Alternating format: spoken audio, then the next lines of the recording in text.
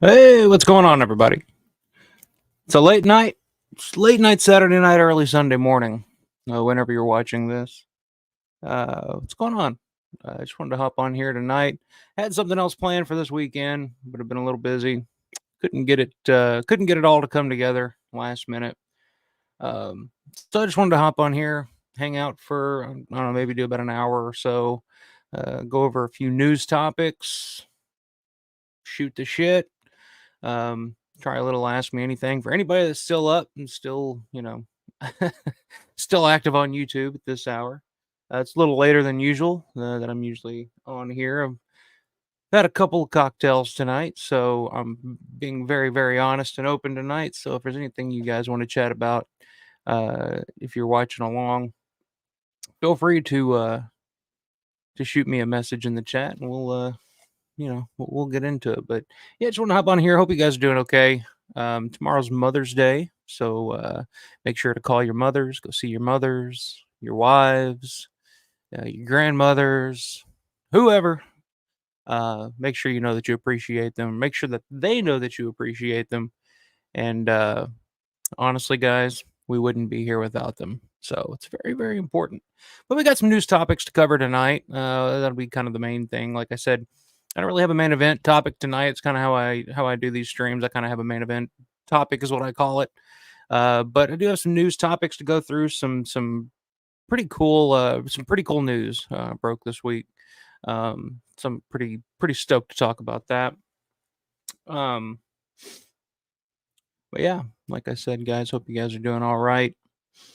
Um, yeah, I had a Day of the Dead themed show planned for this weekend, but couldn't. There's a lot I want to do with that show because I feel like past two past two weekends it's been a very Dawn heavy. I've been talking about Dawn of the Dead a lot. I mean, that's just what this channel is. I mean, that's my all-time favorite movie. That's my go-to topic of discussion most of the time. Although we do talk about Romero in general on here, everything from Night of the Living Dead, and even before that, I mean, even all the way up to Survival of the Dead. Um, but Dawn's kind of my main thing. But I feel like I needed to give Day a little bit of love because it's one of those movies I've been kind of thinking about a little more here lately, and such an interesting movie and an interesting topic, an interesting year for horror.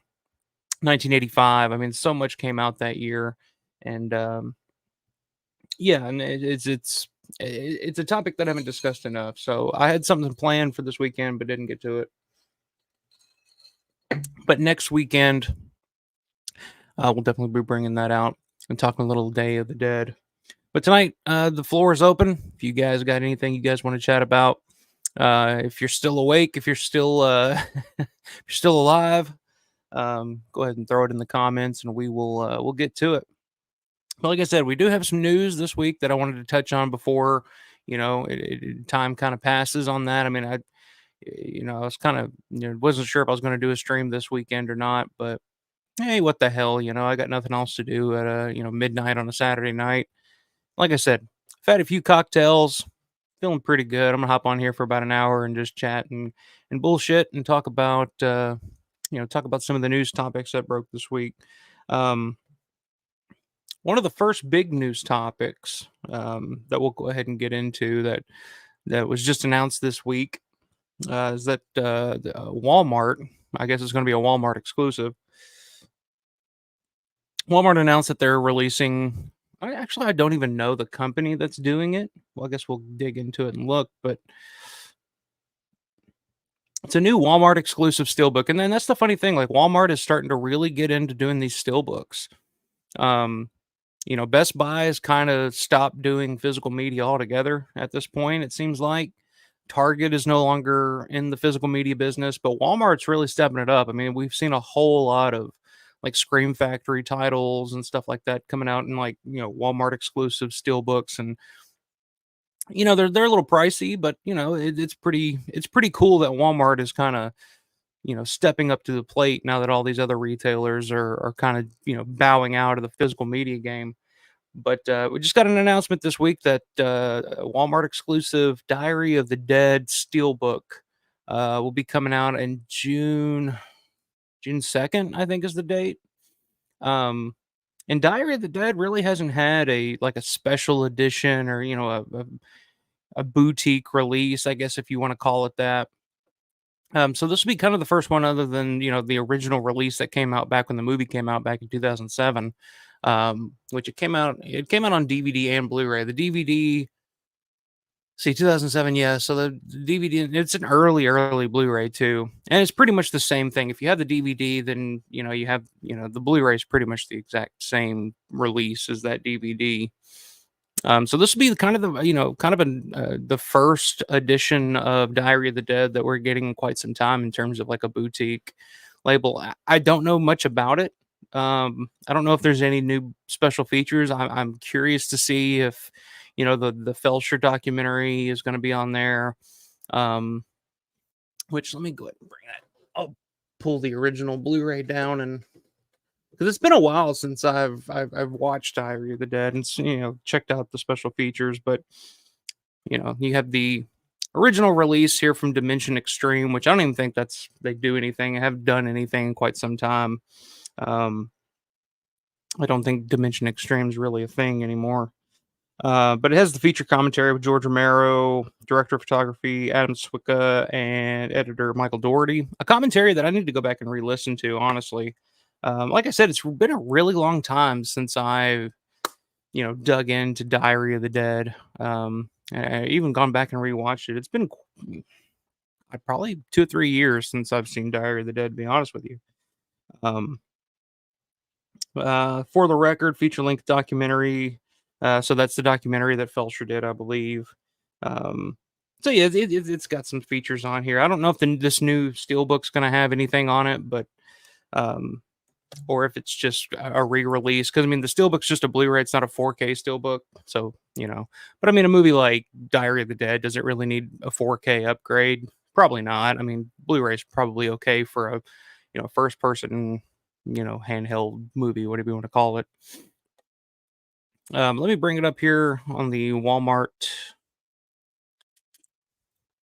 website. I do like the cover art. I think the cover art's pretty good. I think you can.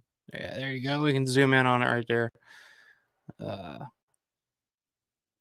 although I don't know about the font on that title there, because there was a movie. I don't know what year it's from. I've seen it. I saw it in like video stores back in the day, called Diary of the Dead, and it's not. It's a completely different type of movie.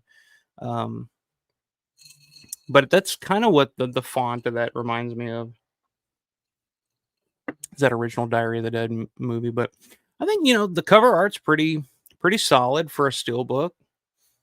Nothing. It's not the Creep Show steelbook. The art on that Creep Show steelbook. Um, let's see. Price on this is going to be 20 to 21.35. That's an interesting price. So it's fairly um, fairly affordable. $97.05 a pound, if you want to look at it that way. I don't know. I don't know why Walmart has listed like that, but okay. But it's a Blu-ray and digital copy. Lionsgate is the company putting it out. Okay, because I think Lionsgate was the one.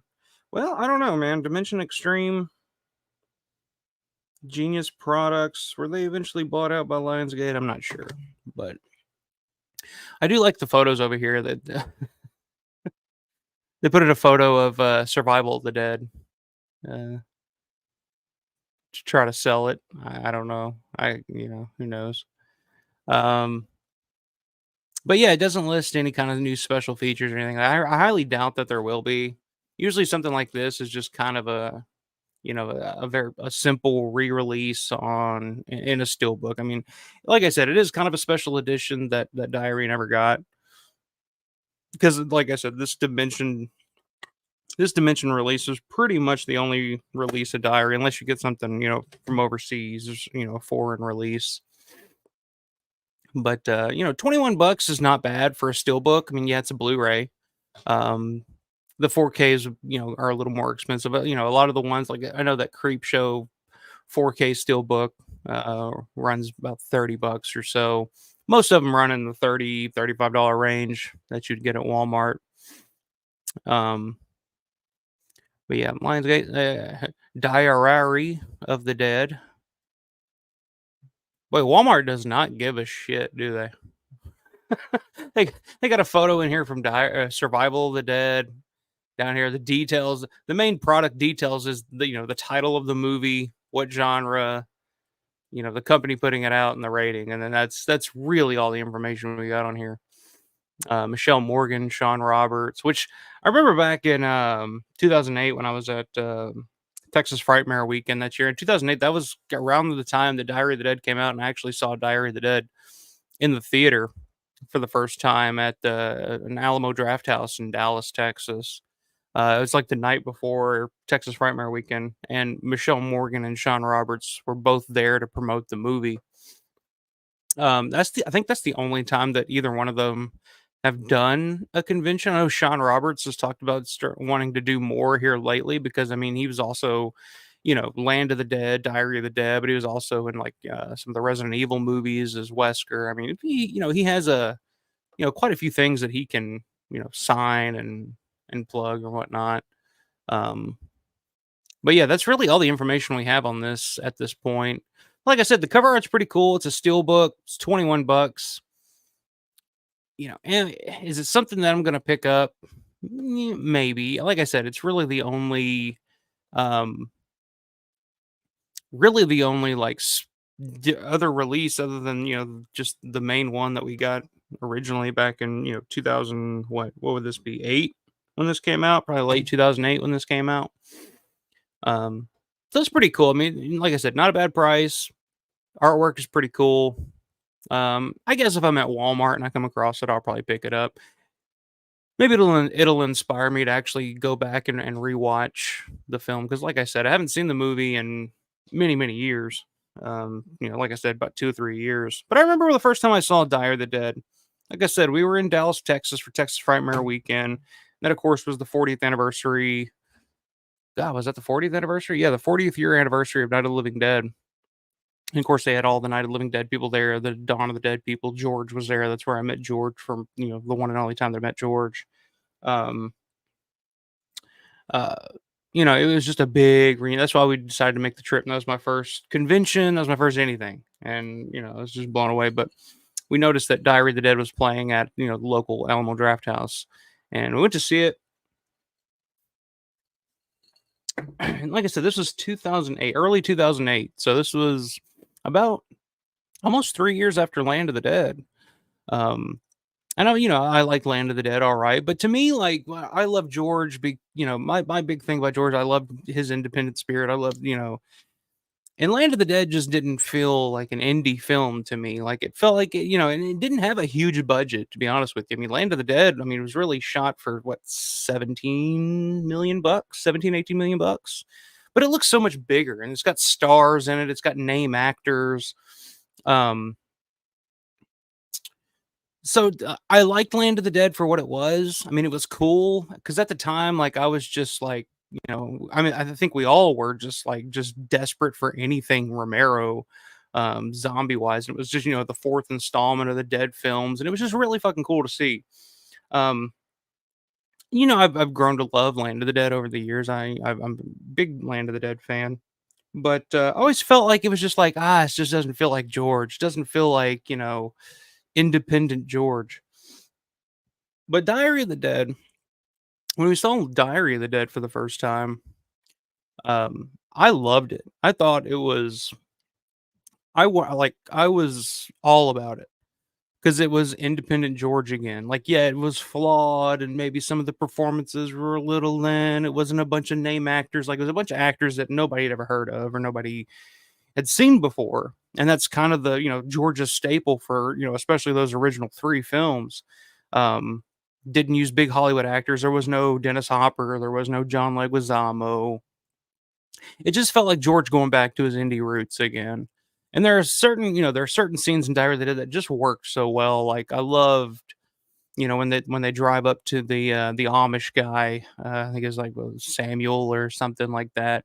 Just that scene is hilarious. I mean, that's a character that we all wish would have had a bigger role in Diary of the Dead, just because he was so likable. He was just kind of a deaf mute Amish guy who was just blowing up zombies left and right and stuff. That the end of the film I really like when they get into the panic room. I just thought there was a whole lot to like about Die Hard Dead, and I just loved it. I love the ending when it shows the two rednecks shooting the zombie that was hanging from the tree, and the music that plays at the end I thought was really nice. I really really liked it. And then over the years, the more I watched it, the more I was just like the flaws just kind of started to outweigh the stuff that I liked about it. Like some of the CGI, some of the way that the first person camera worked just kind didn't quite work. Um, I've heard, Zombie Grease, who's been on the channel in the comments before, talk about how it really didn't do a good job of portraying like film school. Um, some of the more goofier aspects of it, but you know, uh, I don't know. Like I said, I'll have to go back and rewatch it because it's been a few years since I've watched it. But I remember initially that first time we watched it in the theater, I was just like, "This is exactly what I want. This is low budget." Indy George shooting on location. John Harrison has a role in it. But there's all kinds of voiceover cameos in it, from Stephen King to Quentin Tarantino to Guillermo del Toro. I think George has a cameo in it. Um, I just love that. That's what I love. I love the thing I loved about George's filmmaking that I fell in love with. It just felt like a family atmosphere. Like it was just a bunch of people that loved working together and loved, working for George, making these movies. And that's what it was throughout the 70s and most of the 80s. Um, and that's how I felt like, especially back then as a young aspiring filmmaker. That's how I felt that, you know, film should be made under, those circumstances.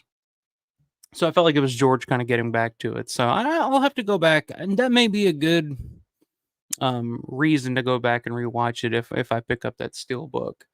Um, Because like I said, 21 bucks, I could do it. Synth's in the house. What's up, man? Synth Addict. Good to see you up late here with me. I wanted to like land and later stuff, but they pale in comparison by so much compared to his peak period. Oh, I 100% agree. Um, and of course, it's George, a later George. I mean, he didn't have, when George was making Martin and Dawn of the Dead and Night Riders, he was at his peak in terms of just like his outlook on the world and the work that he was putting into these films. I mean, not Diary, but Dawn of the Dead. It seemed like George aged 20 years from the beginning of shooting that movie to the end because I know he got really really sick by the end of filming Dawn of the Dead. And so George was just at a period where at that time period, I mean, it's hard to match up with anything. I mean, even up to like Day of the Dead, which at that point George was kind of transitioning into wanting to just kind of do studio stuff, and was just kind of like, because he did Creep Show and it was like, hey, I can work with a budget, I can work with big actors, and hey, we had a success, it was #1 at the box office, I can do this. And George kind of got that boost of confidence that I can do this, I can work with a studio, I can work within different parameters and stuff like that. And to me, I think that was to me, it was a miscalculation by George. I feel like George was at his best when he was working independently. And of course, he'd go on to do Monkey Shines and The Dark Half. And to me, those movies are perfectly fine. Those are good movies for what they are. Um, but it just wasn't George. Like, it just didn't feel like George. Like, Land of the Dead was cool because it still felt a little big. Felt a little Hollywood. It was Universal. They put it out, and you had some name actors and stuff like that, but you still had the cameo. Greg Nicotero and K&B were doing the effects. You had the cameo from Tom Savini. You had the voiceover cameo from George. So there were still those little things peppered in there. But Diary of the Dead, to me, like I said, with all the voiceover cameos, he was just kind of bringing everybody back together and kind of doing their thing again. Um, so, I really enjoyed Diary of the Dead first time I saw it. And then over the years, it just kind of waned a little bit. And Survival of the Dead, same thing. First time I saw Survival, it's like, it's Indie George, independent George. I'm happy about that.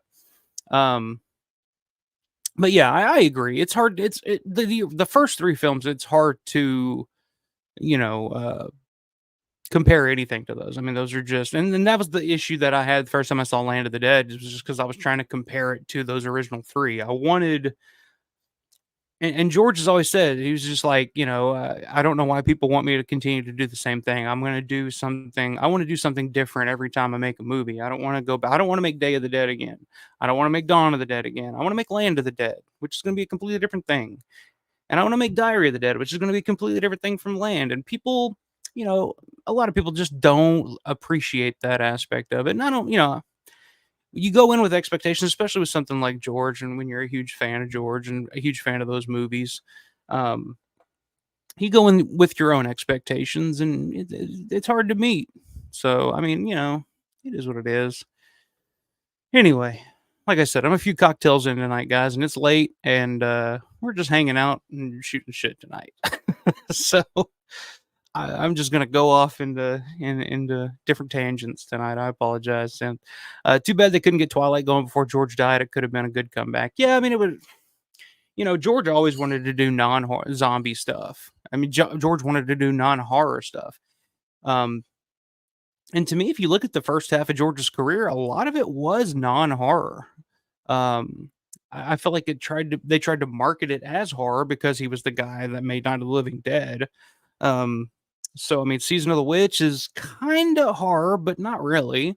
Um, The Crazies is kind of horror. There's definitely some horrific shit in it, but it's more of like a sci-fi horror thing. Martin's horror, but in a artsy fartsy kind of way. Um, Night Riders is not horror. Um, I just wish George would have had the opportunity to make something non-zombie, something, even something non-horror. I mean, he was, rumored to do. There was a movie or something that he was supposed to do with like Al Pacino and Ed Harris at one point. That was not a horror film, but it just never came to be. It was during that period where George had all kinds of projects and stuff that just never happened. But um, so the Diary had some decent scenes and okay CGI stuff in it, but the contrived story by combining the different cams didn't really work. And so late compared to the found footage trend. Yeah, I agree with that. I think George also was wanting to experiment with something that he wasn't, you know, 100% up to date with, I guess. I mean, but at the same time, I mean, it was very ahead of its time in terms of like the idea that in the end of the world and all this horrible shit's going on. I mean, our first instinct is going to be to like, because I remember the first time I saw it, and I see my cousin Justin in here. The first time we saw it in the theater in Dallas, um, that was kind of hard for me to wrap my head around is the fact that all this is going on and these people their only interest is to pull out the camera and film it. Like it was hard for me to buy at the time, but now you look and it's like literally anytime there's like a natural disaster or anything terrible going on, there's people standing with their phones filming it. It's like, oh, we have to film this. Oh, somebody's getting murdered, get your phone, we got to upload this to TikTok or whatever. And that's where we are now. And George was kind of ahead of the curve on that. And of course, when that movie came out, I mean, it was all MySpace and YouTube was in its infancy at the time. So it was a different concept, but George kind of saw where it was going. Was it executed perfectly? I don't think so. I think that um, George had the idea of what he wanted to do, but he wasn't quite sure of how he wanted to do it. Like I understand he wanted to add the music, and he had the girl with the overdub saying like Michelle Morgan's character was like, "Oh, I wanted to add music to kind of traumatize you or scare you or whatever." Um, he tried to make it work, and it wasn't to me like it wasn't your usual found footage film. It wasn't like your Blair Witch Project or something like that. It was, and they made a point to point this out in the movie was to be like, oh, like this is the footage that we shot, but we edited it together this way with music and stuff is just a way to draw the viewer in or whatnot. But yeah, yeah, some of it worked, some of it didn't. I completely agree. Justin says, Diary is the only found footage type of movie I ever enjoyed. Interesting. Yeah, I remember, like I said, like I was just talking about, we saw it in Dallas, Texas while we were there for Texas Frightmare Weekend. And yeah, I mean, there's a lot of it that works. I love Blair Witch Project. a lot of found footage movies, you know, don't really work because they kind of overstep their bounds. It's like if you're going to do a movie like that, there's so many there's not like there's so many things that you can't do in those movies for it to work. Like you can't expose too much. You got to leave a lot of it to the imagination of the viewer. Um Diary does that at times, but also like I said over at times it also oversteps its boundaries, I feel like, in terms of like the stuff that would be captured on camera like that. Um where was I? So that says his Resident Evil would have been way better compared to what came out. I agree. And of course, this would have been like late '90s George too. So, but the Resident Evil that came out, you know, over time, like when it came out, it was just cool that there was a Resident Evil movie. Like that was something that, as a huge fan of the game, I was just like dying to see. I was like, oh my god, they're making a movie of this. So at the time, I was like, oh, this is fine, it's whatever. But looking back on it, I was like, man, it really didn't have any fucking thing to do with Resident Evil. Um, and it didn't because it was a completely different script that they just they just changed the title of and just called it Resident Evil and added, Umbrella Corporation and stuff like that to it. But his Resident Evil script is 100%, it's not 100% based off of the game, but I mean it's mostly like he changes a few things, but it's um mostly about the game. Which there's a documentary coming out about George's version of Resident Evil that I'm pretty excited to watch whenever it comes out. Survival is the toughest to watch. Western angle is okay. Yeah, like I said, I have issues with survival as well. To me, George just wanted to make a Western at that time, and he just had to put zombies in it to get the money to make it. But yeah, there's definitely issues with it. I see a lot of there's a lot of what's the word I'm looking for? It mirrors Day of the Dead a lot, in my opinion. Like there's a lot of Day of the Dead in it. But yeah, at the same time, there's a lot that just doesn't quite work. Uncle Mark, what's up, man? This is good to see you. Still awake? What are your thoughts on the remake of Dawn of the Dead? It's fine. It's an okay action movie, but really, when you think about it for more than 5 seconds, like you realize that it doesn't make any sense whatsoever. Um, it just like, why do they go to the mall? We don't know. It's just like, hey, we're going to the mall. Okay, they get to the mall. They're safe. They're sound. Everything's falling apart, but they're in a good spot. Why did they leave the mall? Who knows? It's like, oh, we got to leave. We got to go to an island somewhere. Why? There's even a character in the movie that says, "Why are we leaving to go to an island? Like we have everything we need right here." And it's just like they don't. It's just like, oh, we just have to. So I don't know. I mean, it doesn't make any sense, but as an action movie, I guess it's fine. But there's just not a lot of meat on the bone there, in my opinion, on the remake. But I mean, it's got some good effects, and I appreciate the callbacks to the original. I thought that was smart of them to do, but like I said, when you break it down for more than 5 seconds, it's like this movie makes no sense whatsoever. Let's see. Seth says, although I'd rather watch the later Dead films than Zack Snyder Dawn of the Dead. Yeah, I would too, man. It's just because I'm a psychopath Romero fan. People being eaten by zombies, world star. Exactly. That's where we're at. I mean, that's that literally.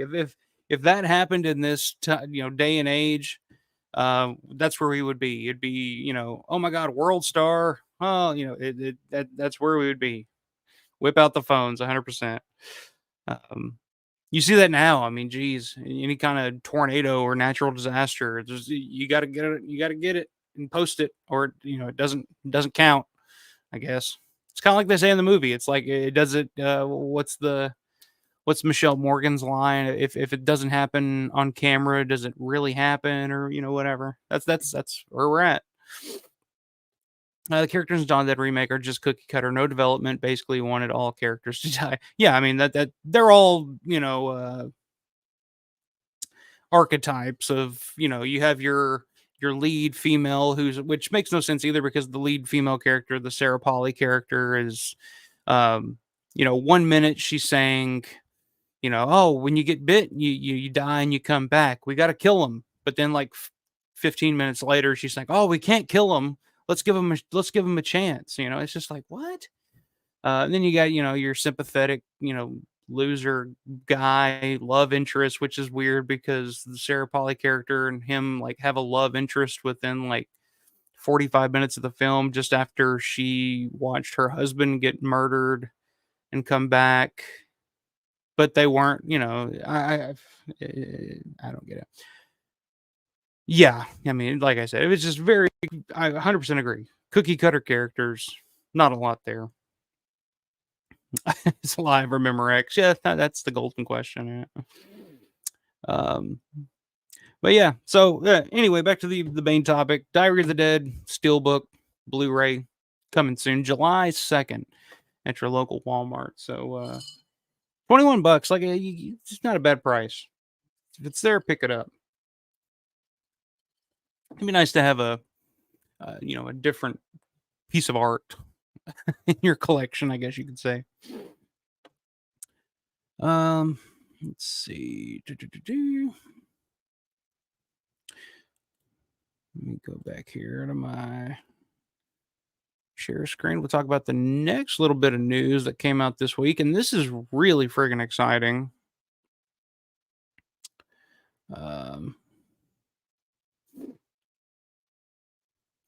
And Synth, you'll be interested in this. I think we talked about this through email the other day. I don't know. Before I share that, we'll go ahead and break it. But so yeah, Living Dead weekend's coming up less than an hour, or less than a month away, less than an hour away. Fuck, we're almost there. Less than a month away, Pittsburgh, Monroeville Mall. And they just announced a couple of new guests for the convention this year. The first guest, John Russo, is going to be there, which is going to be interesting because, I mean, John Russo's pretty much been to, I mean, he usually comes to a lot of the Living Dead weekends, whether it's the Monroeville or the Evans City. But I'm kind of interested in talking to John Russo, my newfound love of Midnight. Not the greatest movie in the world, but after watching it, it's kind of like, it's John Russo's Plan 9 from outer space. You know what I mean? Like it's not the greatest movie in the world, but it's the best that he's ever done. So I'm kind of interested in talking to him about that a little bit. But the other big guest announcement this week that I was blown away by, and it was a guest that's been on my wish list for years and years and years. And I was blown away that he was going to be there this year, is John Rice. Now, John Rice is the guy, he's one of the SWAT team members at the beginning of Dawn of the Dead that has the shotgun, and Clayton McKinnon, the other SWAT guy, is like, shoot it, man, shoot it in the head. He's the younger white blondish guy there. That's John Rice. Why is that a big deal for me? Because John Rice, I don't think, has ever done a convention in the U.S. At least not in modern memory, in modern times. At least I don't know. He may have done something back in the day. I'm not 100% sure. But yeah. So I found out this week that he's going to be there this year. Super excited. I saw here recently, and I've been wondering why he hasn't been a guest at a Living Dead weekend until now, because I saw that he was actually doing the Weekend of the Dead, which is kind of a similar convention. It's a Romero-based convention over in the UK. I saw that he was doing a convention over there.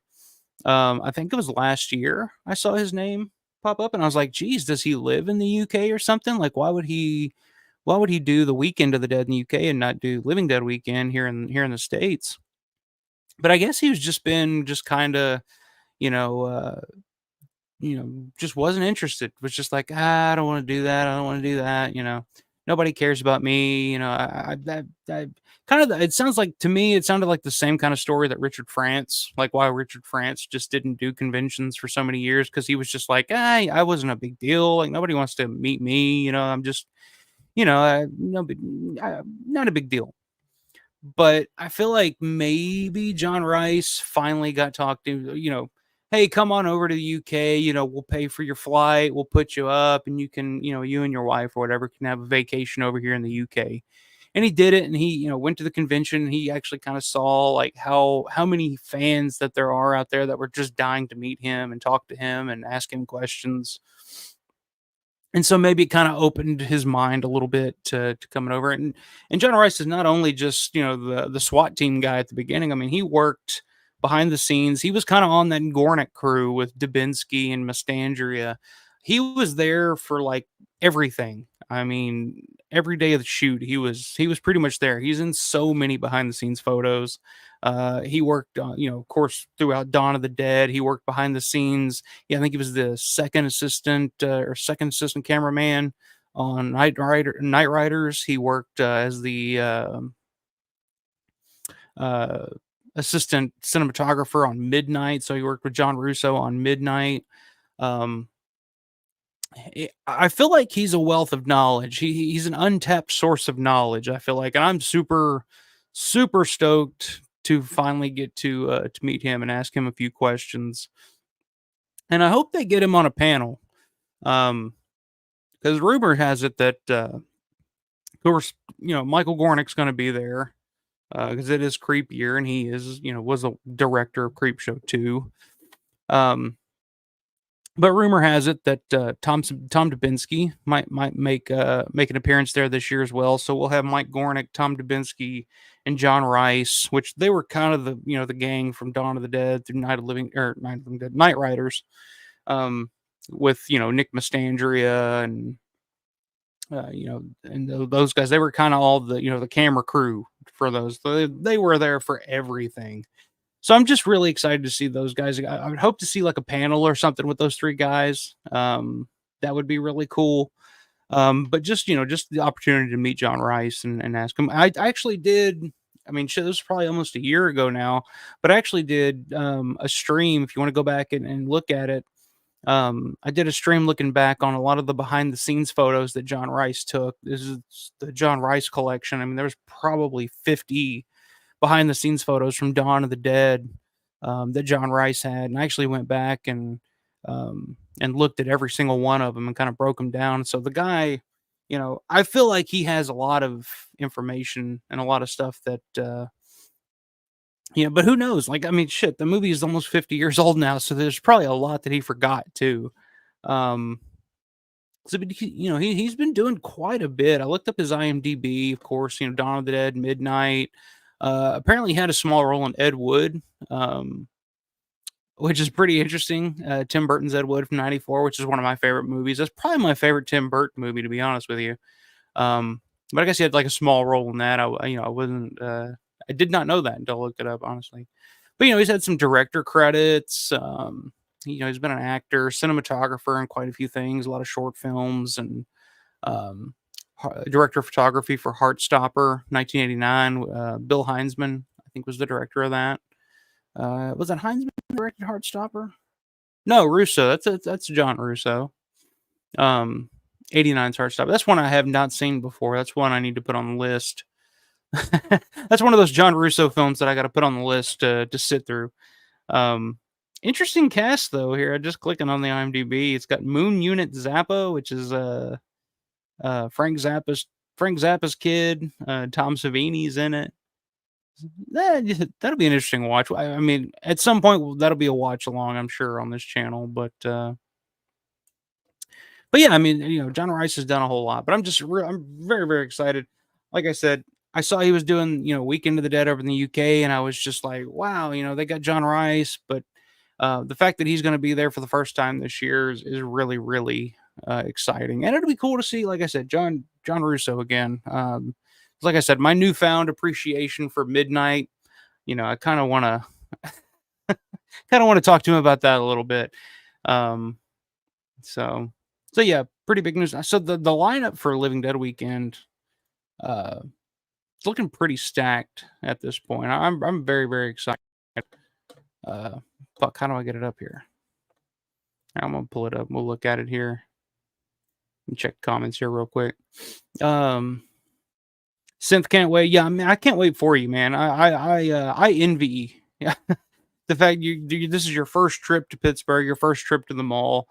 Larry actually sent me a picture from 2021 that I took of me and him because when I took the mall tour, I took a picture of me and him together, and he's like, "Oh, look what I found." I'm like, "Yeah, man, that was my first trip, and I was in fucking Disneyland at the time." It was like, and you'll feel like you're at Disneyland, like you're a kid again, and you're at this, you're just like, you just want to go around and play. You want to, reenact scenes and stuff. So I'm so excited for you, man. I can't wait to hook up with you and hang out. And that's kind of an exciting aspect for me, is to kind of, I don't know, kind of relive my first time again through you. So, but I hope you're gonna have I know you're gonna have a great time.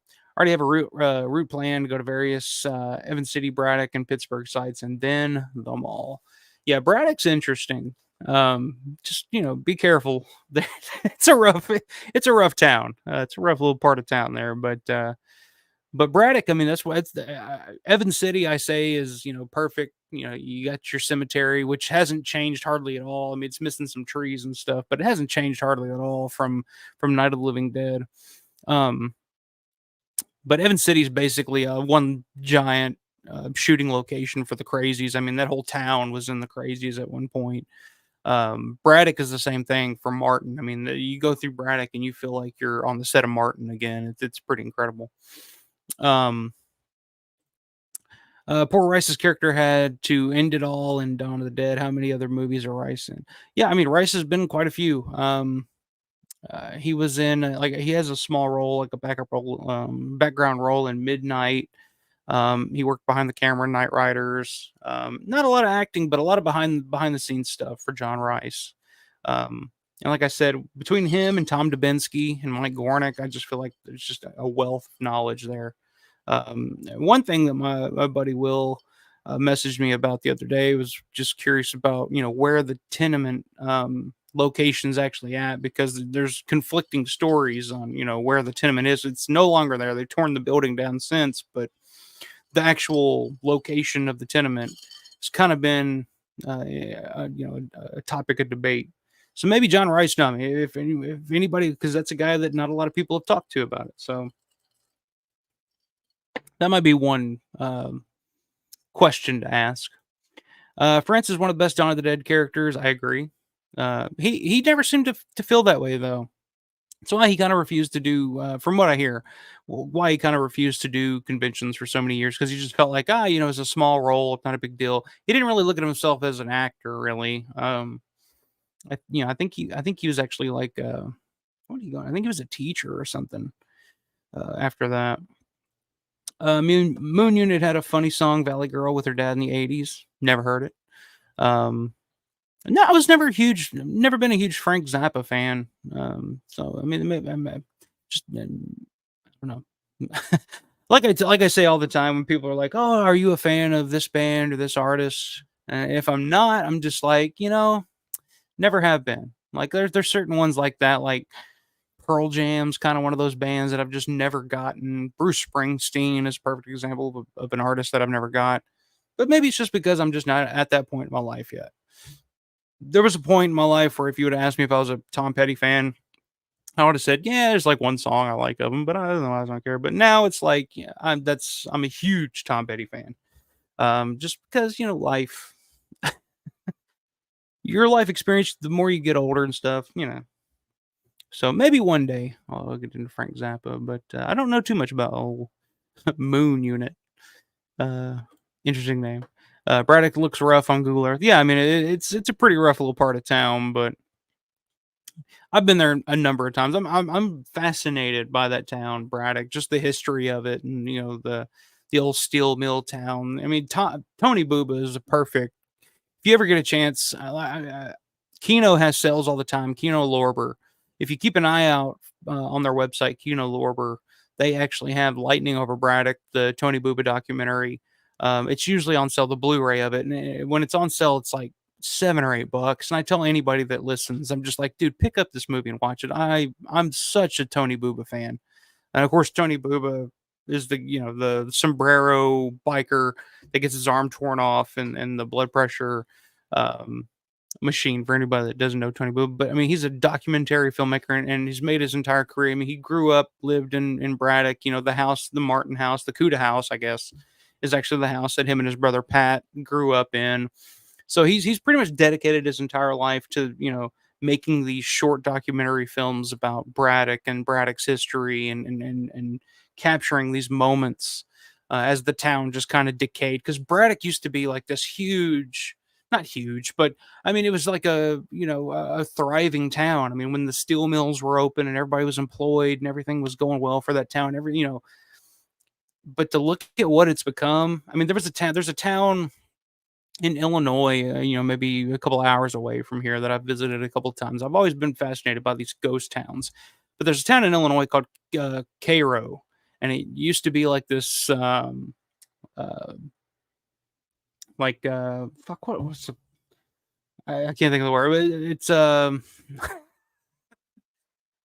the ships used to fucking dock to, anyway, the town used to be thriving. There usually was a lot of big buildings. There was a theater there and stuff would go on. But as time went on and the industry left that town, it's completely fallen apart and dilapidated, and there's nothing left. I mean, there's just empty buildings and shit's just falling around left, right. And that's kind of where Braddock is. It's trying to make a comeback somewhat. The mayor of Braddock, the bald guy that used to be the mayor of Braddock, the bald guy, he's wears like the hoodies and shit. Now he's in Congress. What is his name? Anyway, Braddock's trying to have some kind of resurgence a little bit, but I've just always been completely fascinated by the fact that it used to be this like thriving town with all these businesses and stuff. And then over time it started to die and businesses started to go under and buildings started to fall apart and it all just kind of fell apart. I've just been always so fascinated by Braddock. But anyway, it's definitely worth visiting. And you'll see plenty of Martin locations just driving through the main strip. But everything is like right there. It's hard to miss. Blake Allen, what's up, man? Good to have you in here. Late night tonight. Glad I was able to catch you on the live stream. Glad to have you in here, man. Like I said, just kind of hopped on here late. I was planning on doing maybe an hour or so, just kind of covering some of the news topics that broke this week with the Diary of the Dead, Steelbook, and the John Rice announcement for Living Dead Weekend. But really glad to have you in here, man. Good you were able to stop in. Since the tenement is gone, and then Nike missile site on that Google map, most other tags are still legit. Yeah, I sent you that the map for the locations. There's so much on there. There's still plenty that I still need to track down myself. But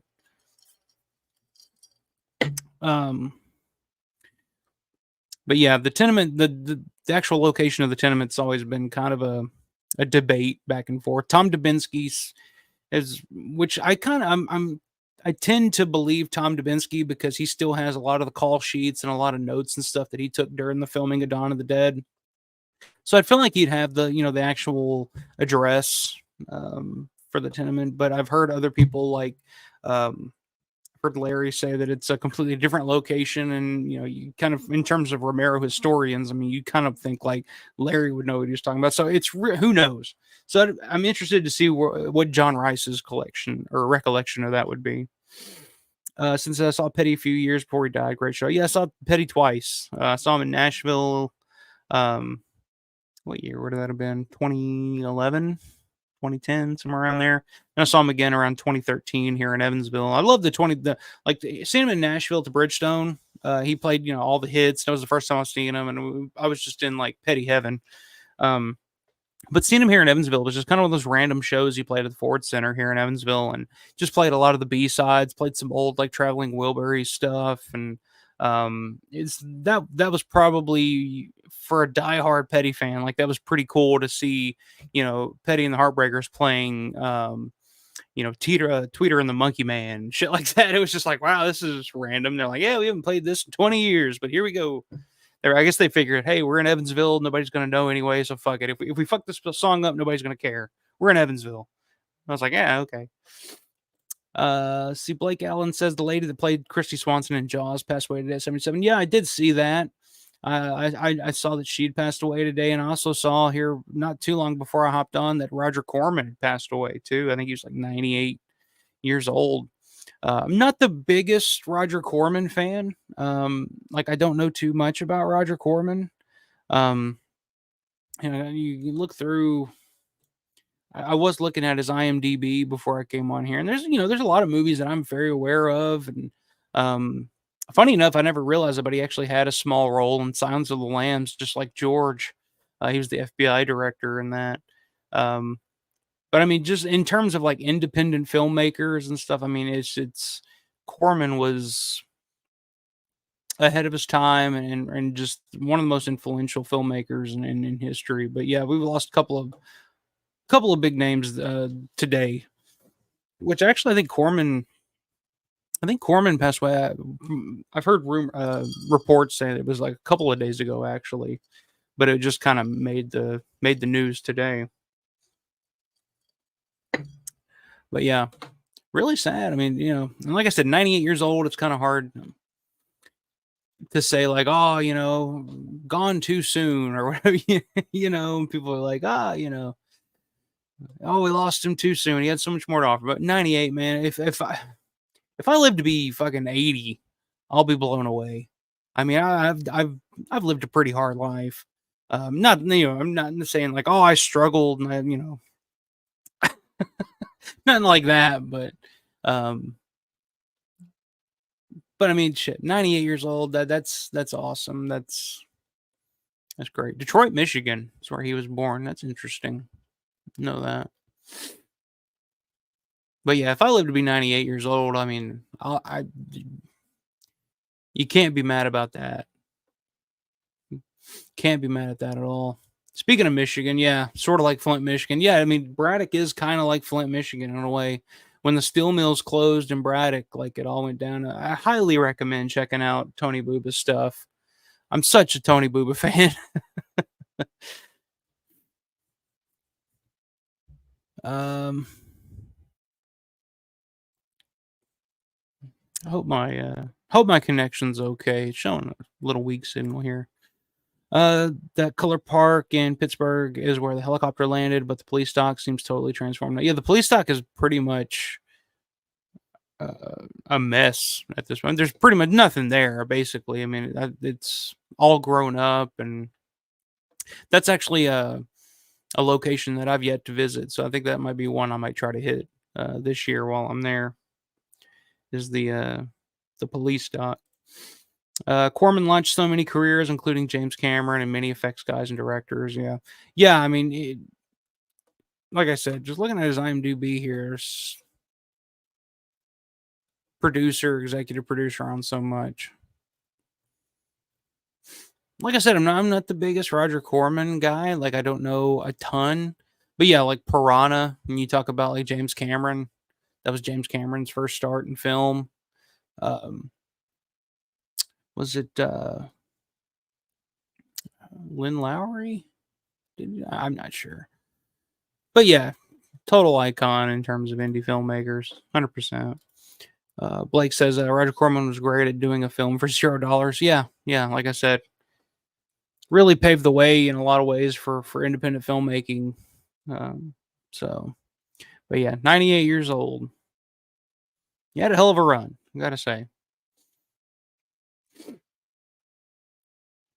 And at that age, you kind of when somebody dies, you kind of wonder like, oh, I wonder what they died of. But at 98, it's like, yeah, it could have been anything.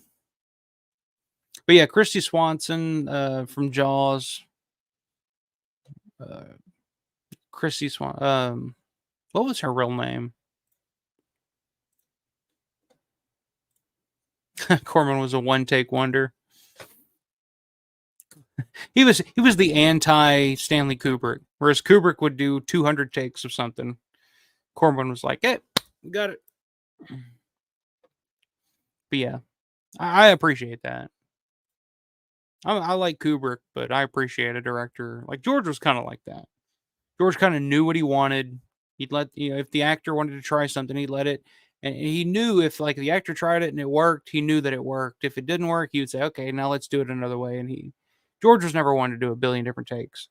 But I mean, when you're doing independent filmmaking, you got, you're short on time and short on budget. That's kind of what you got to do. Um, let's see. I'm trying to back out of here. Internet connection's kind of being shitty right now. Hope it's not fucking up for you guys. I don't know why it'd be fucking up at 1 o'clock in the morning on the East Coast, but whatever. I'm glad you like the pics I sent you from Monroeville 2001 X. Yeah, those were really, really cool. It was awesome seeing those guys at that time period, 2001. Because like I said, I didn't meet anybody until like 2008, so I was like, a few years after that. But yeah, 2001, especially seeing like a youngish, younger David McGee, I guess. I'll send more once I get to my. Okay, send them. I love seeing that stuff, man. That's so cool. Like I said, I would have. Like 2008 was my first convention, my first time meeting any of those people. I met George 2008. I met John Russo, Russ Striner, Bill Heinzman, George Casana, Ken Foray, Tom Savini, Greg. 2008, but 2001, it was like you think about conventions and stuff now, and it's just so over the top, and there's so they charge for everything. And like I would have loved to have gone to a convention in 2001 and experienced that, because back then, I mean, shit, there were people that just wouldn't charge anything. You just come up to them and they'd sign for free. I've heard so many stories about people like Kane Hodder and Tom Savini. Tom still almost signs for free. Like Tom will only charge like $20 or something now, and sometimes he'll even just be like, "Yeah, don't worry about it." But at the same time, I'll warn you, Santh, if you meet Tom Savini, there's a chance that he will be either a huge dick or he'll be cool. It just depends on his mood at the time. I would suggest trying to meet him outside of a convention setting, because I've had experiences with both. Meeting Tom in the convention setting, never been the greatest experience, but when he like at the DoubleTree one year, he bumped into me and was just like, "Hey, sorry, I apologize." Then he saw that I think I was wearing a Knight Rider shirt or something like that, and he was like, "Oh, great shirt, are you here for the?" And he just started, "Are you here for the convention?" I'm like, "Yeah, you're Tom Savini." He's like, "Oh yeah." So it's like, I feel like he's just much more laid back in that situation, but yeah, man, keep sending them. If you got more to send, I love seeing that stuff from back at that time period. Since as George was smart with coverage, though, lots to choose from in editing. Yeah, George. I mean, that's what George always called it. Cover your ass style. Just cover, get as much coverage as possible, and especially during that time period from the '60s through the early '80s, when George was still editing all his own stuff. I mean, George knew what he wanted to cut from one thing to another. So George knew, like, okay, we're just going to shoot as much coverage as possible and I'll shape it in the editing.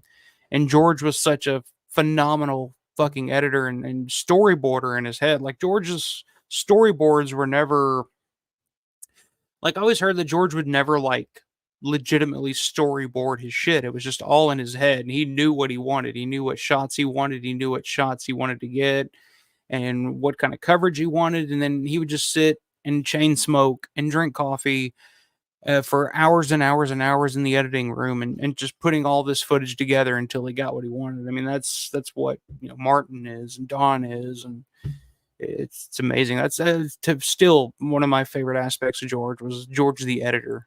That's what I loved about those early films. Is you watch them and you may not know, like, let's say you watched The Crazies and you had no idea that it was a George Romero film, but just watching it, if you were familiar with George's work, you could tell that it was George's work just from the editing and the pacing of it, and just some of like just what George called dog shots, just shots of like just random shit, like in the middle of an action. It's like they're invading the motel and going through, the soldiers are coming through the hotel and rounding these people up, and it would just show a random shot of literally sometimes a dog, just kind of a reaction shot. It was just like George just said, "Fucking shoot everything, and I'll put it together later."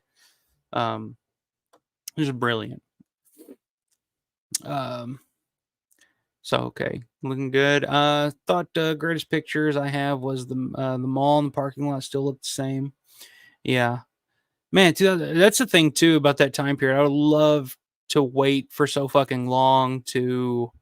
I I regret waiting so long to finally get to the mall because when you're younger and you have no money, like by the time I finally made it to the mall, I had a steady job, steady income, family, and I was like, okay, now's the time. Like the year prior, we took a vacation. We flew out to Colorado, and our next vacation was like, oh, where do you want to go? And I was like, well, my dream is to go to the Monroeville Mall, to go to Pittsburgh. And I said this, I know you're a little farther away, Synth. You're all the way up in California, but the first time you go, it just seems like a pipe dream. It's just like, oh man, I'm finally here. Um, but when you go to something like Living Dead Weekend and you're surrounded by all this stuff, it gets in your blood. Like you kind of want to go every year because it's just kind of like, okay, this is the one time a year that I can be around people that get me, that speak my language. Um, so yeah, just it sucks that I waited so long because so much has changed about the mall over the years. Because with any business or whatever, like times change and styles change and stuff like that. But uh, Blake, I don't know if you've been to the mall, but I highly, highly suggest going to a Living Dead weekend one year, taking Larry's tour because Larry does a amazing job, a fantastic job of laying out and recreating shots from the movie and reenacting scenes from the movie and really taking you back. Because for a lot of people, the first time you see the mall, it's like, oh man, this looks so different. It doesn't look like from the movie. Of course, there are still aspects in the mall that look the same. A lot of the lighting fixtures and stuff, the bones of the mall are still there, as my friend Matt Landrum once said. Um, but when you take that tour, I'm glad, Sint, that you're taking the tour. When you take that tour, like Larry does such a good job of taking you back to the time that the movie was made, that you see it in your mind, in your mind's eye, you're seeing like, okay, this is that shot that lines up perfectly. It looks just like, it changes your perspective of it. But anyway, like it's late. I'm rambling. I apologize. Uh, yeah, B, C, and D roll. That's right. Let me get some of that D roll here on here. I've heard of B roll, but D roll, like literally, just it's like that movie Skinamarink. That whole movie was fucking D roll. It's like, hey, get a shot of the door and let's hold on it for 5 minutes. That's D roll. Let's just get a shot of the fucking fan. Um, that's a terrible movie. I don't know what you guys think about that movie, Skinamarink. And I get it. Look, I'm open minded. I watch. I'm a huge fan of some fucking weird ass shit that nobody else likes, but Skinamarink is not one of them. Like that movie was complete bullshit. And you know what? It's 1 o'clock in the morning, and I'm about 3 Jack and Cokes in at this point. I'm gonna be completely honest with you guys. Um, fuck that movie. That was a. I was like waiting for something to happen, and it was just like, yeah. It was great to see Romero on old film machine editing with a cigarette between his teeth. Yeah, that's some of my favorite footage. Just George sitting there with the fucking, the hand crank, just going through and just like watching. I think I put it up as a short on my channel of watching how he used to edit and do his splices and stuff, and just like it's incredible stuff. I mean, this was like Final Cut Pro and stuff now. And, it's so much easier to do now. Whereas back then, you literally had to find your spot, make your cut, tape it together. And it was a completely different world back then, and just completely different process. Amazing to watch a guy like George work. Russo loves D-roll. Yeah, I mean, according to Russo, a lot of all he had to work with was a lot of D-roll shit. He was like, oh yeah, my best takes were fucked up in the processing period, so I had to use, third and fourth takes to just patch it all together. Which may or may not be true. I don't know, but you gotta love John Russo. He's an interesting cat. You gotta appreciate. I mean, dude, in terms of like indie filmmaking and just getting shit done, like, is there anybody that, has done what John Russo's been able to do with so little? Budget wise, script wise, I mean, he gets it fucking done. He makes his movies, and writes. Dude writes a shitload of books. Blake says, in 2001, my dad and I walked down the hallway to the opening. They boarded up. We opened the door and looked at each other like like Cheshire cats. And I said, damn, never will forget that. Yeah, that hallway is still there. It looks, like I said, it looks completely different. That's one thing about the tour. Um, that's one thing about the tour is that you actually get a chance to go, and look down those hallways and go up to the staircase and stuff like that. Shit, you won't be able to see otherwise. But yeah, man, I had dreams about that the stairwell and shit for all those years, and finally getting to see it, you get goosebumps. But okay, one last bit of news, and I'm gonna hop off here. Like I said, it's late, but pretty cool news for people living in the Los Angeles area, the New York area, and the Austin, Texas area. Goblin has announced 3 dates in May that they'll be playing in the US. They'll be playing the Dawn of the Dead soundtrack. The entire Dawn of the Dead score. I want to say they're going to over the film. I think if they do it over the film, it'll be the Argento cut. But 3 dates only that they've announced so far. I don't know if they're planning on doing more. The only other dates that are announced right now, 2 for Italy, 1 for Japan.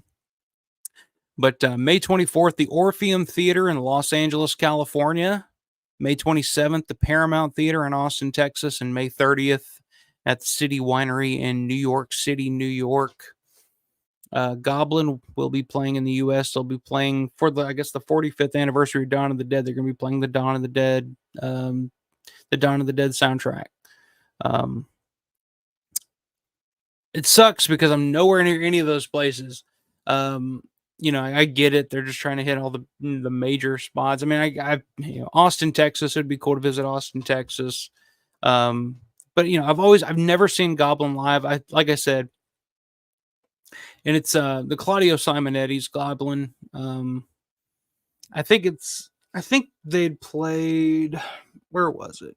Somewhere close to Indianapolis not too long ago. Actually, they got past shows listed here. Let's see, they played St. Louis last year in November.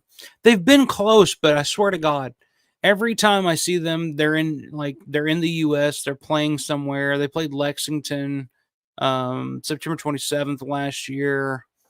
Franklin, Indiana, that's where they were close to Indianapolis on the 26th.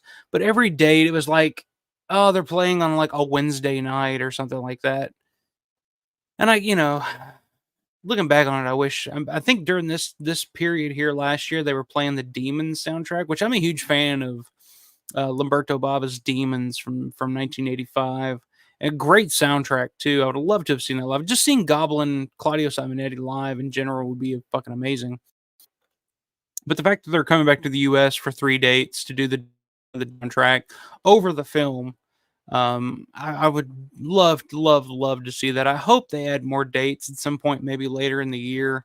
But if you're in Los Angeles, Austin, Texas, New York, May 24th, 27th, 30th, I mean, later this month. I mean, it's really short notice. I mean, earlier this week was the first time that I heard about this. I don't know how long this has been announced or in the works, but yeah, it's going to be a fantastic show. If you're in the area, get tickets now. Orpheum Theater, Paramount Theater, City Winery. I've been to a City Winery before. They have one of those in Nashville. I took my fiance there when we first started dating. It was probably about a year after we first started dating. Took her there for her birthday to see the Spill Canvas. It's a chill venue. I mean, it's a City Winery. It's just basically you sit there, you eat dinner, you drink wine, and you watch a band play. I mean, it's pretty cool. But yeah, I would love to see that, but unfortunately, it's nowhere near me, and it's just short notice, and I don't think I'd be able to make it. Austin, Texas would probably be the closest place that I'd be able to check them out. but unfortunately, I'm just not. It's just not in the cards. But it's pretty awesome that they're doing that though for the 45th anniversary. What the hell? Computer's freezing up. All right. Have a great night. Okay.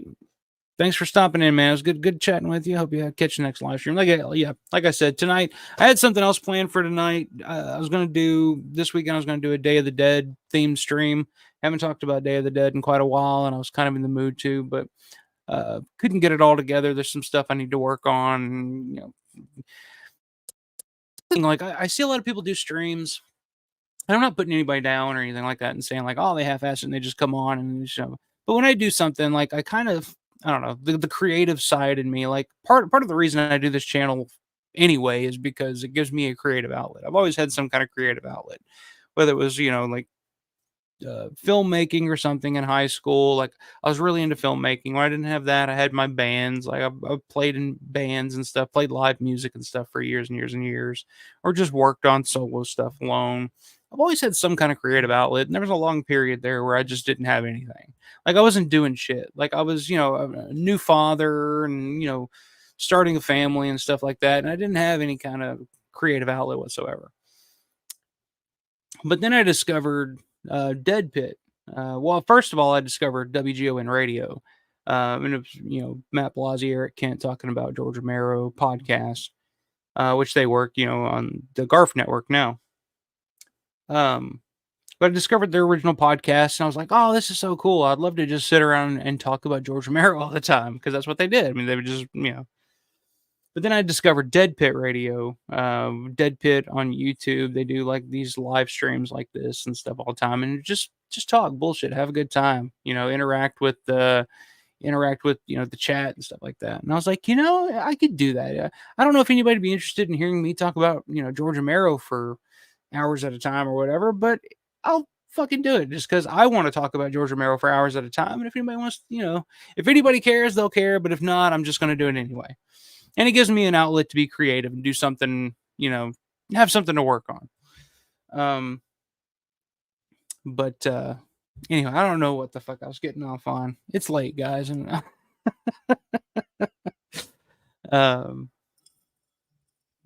man.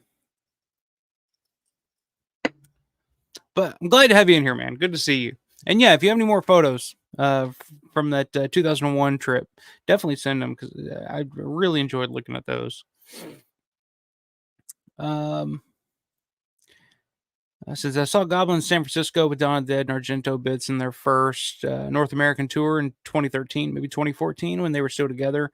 The next year they broke up, so not full Goblin now. Yeah, I would just love to see any iteration of Goblin, big time.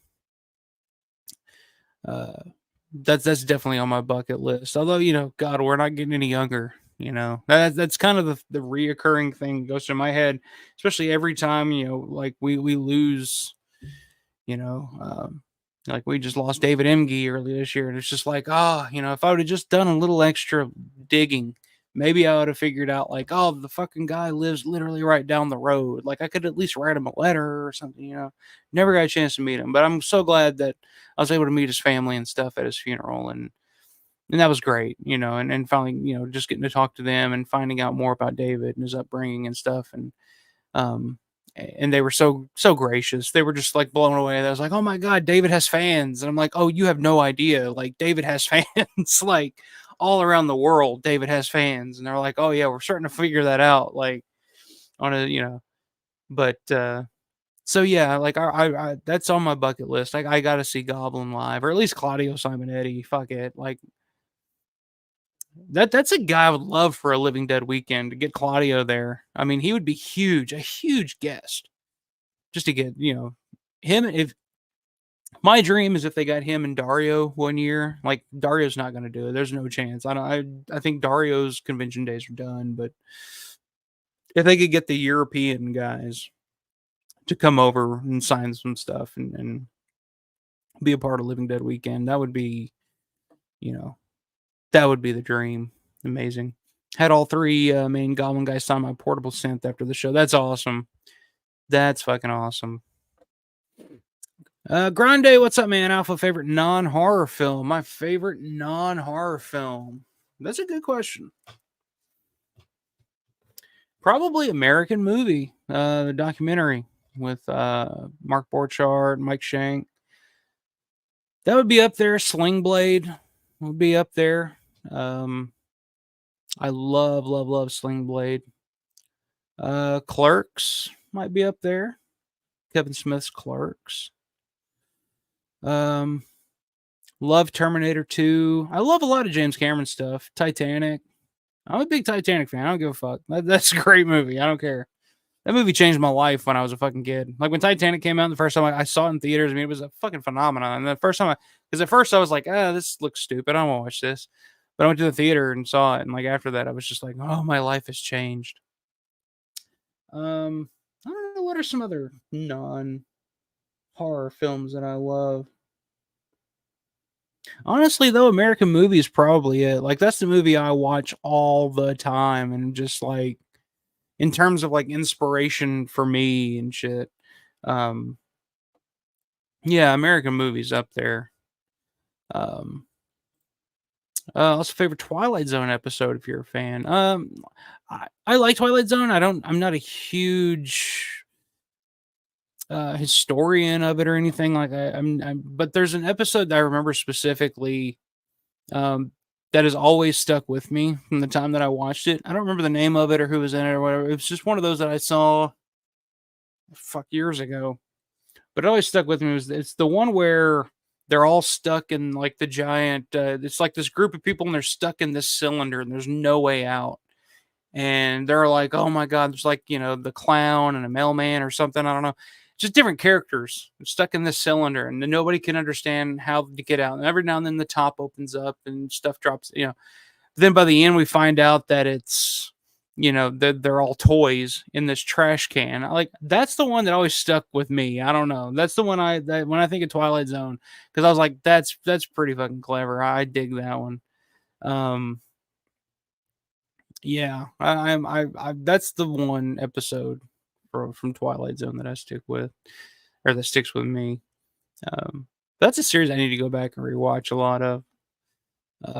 Again, TV series, it's tough for me to get, unless a series really grabs me and I get, sucked in. It's hard for me to stick with it. American Movie's great. Yeah, I have right now. I'm looking at a handwritten letter from Mark Borchardt that he signed from a couple years ago. And I have a signed Coven poster as well. Coven, not Coven, because Coven sounds like oven, man, and we just can't have that. I don't know. I just always found, like, when I was younger and I was an aspiring filmmaker, like my dream, like I was 100% dead set. Like my goal was, when I get older and I get out of high school, I'm gonna make films. I made films in high school, and everybody, in high school was like, "Oh, Mike's gonna be a filmmaker." That was all I cared about, and I had that, and I had my bands, I had my music and my films. And American Movie was just one of those movies I could identify with. It's just the idea of like trying to get your friends together to go out in the woods and shoot this weird shit that you have in your head that and everybody's just like, the adults are like, get a job. This isn't gonna lead anywhere. This isn't gonna make you any money. And you're just like, no, man, we got to finish the movie.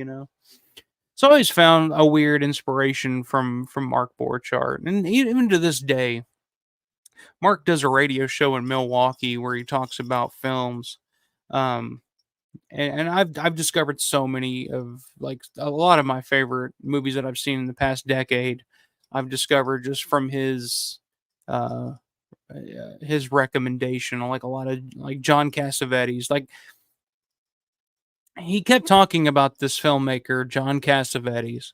I don't know if Grande or Synth, if you guys are familiar with John Cassavetes, but he did Shadows in the early 60s, Faces, and Faces came out the same year as Night of the Living Dead. Faces was Walter Reed release as well. It's just a completely different type of film from Night of the Living Dead. But John Cassavetes was a filmmaker. He was an actor as well. But in terms of a director as a filmmaker, he had this way of making dialogue, because that's the thing that throws me off about a lot of movies in general, is the dialogue just doesn't sound like people talking. That's why I love Sling Blade. That's why I listed Sling Blade as one of my all-time favorite non-horror films. It's because I grew up in the South, and like that's how people in the South fucking talk. The way that they say things.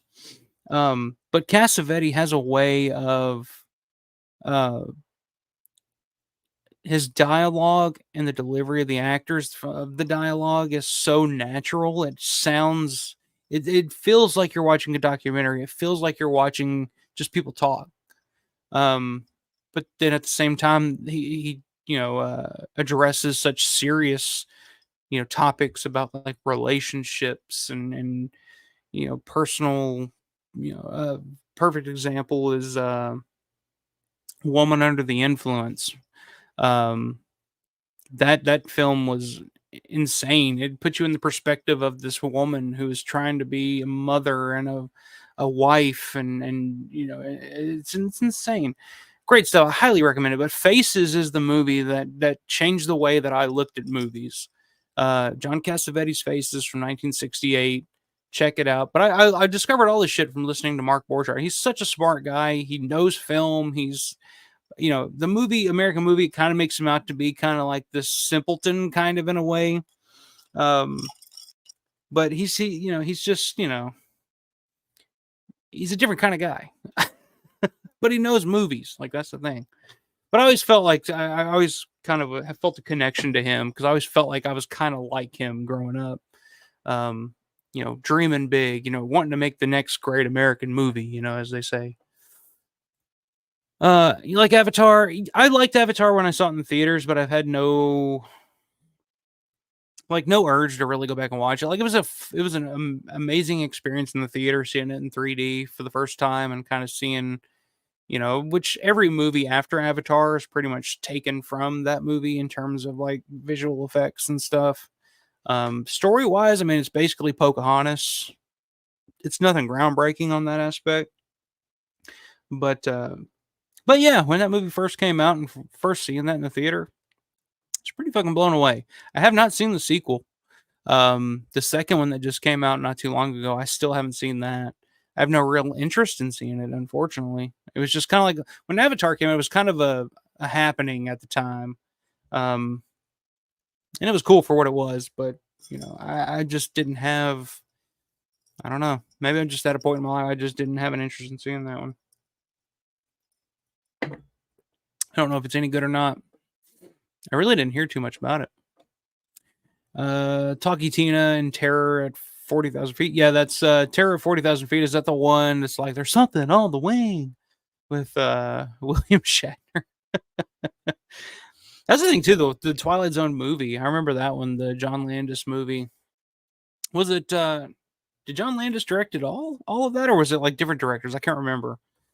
I know he directed that one where the helicopter crash and all that whole thing, but no, I think it was like multiple directors, wasn't it? It was Landis. Spielberg directed one, I think.